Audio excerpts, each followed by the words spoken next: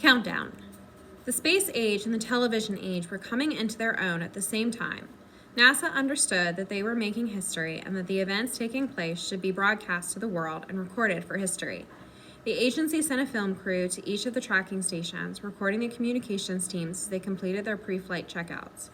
The footage showed the second-by-second drama in mission control as white men in white shirts and black ties faced long desks with communication consoles.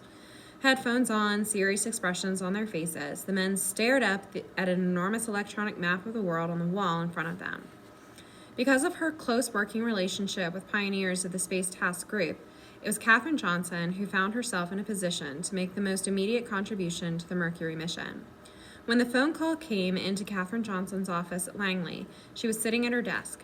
She overheard the call with the engineer who picked up. She knew she was the girl being discussed in the phone conversation.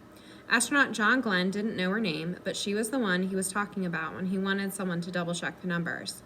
Katherine knew the numbers he meant, the ones that describe the trajectories of an orbital mission around Earth, just like her first research report, the one she had worked on with engineer Ted Skopinski.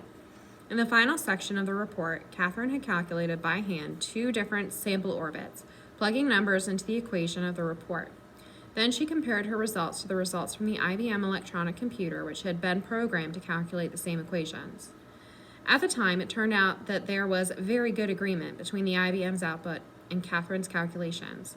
Katherine and the machine got the same numbers. This work, double-checking the electronic computer, was a dress rehearsal for the work that was now required, checking the numbers not for a sample orbit, but for a real mission with an astronaut on board.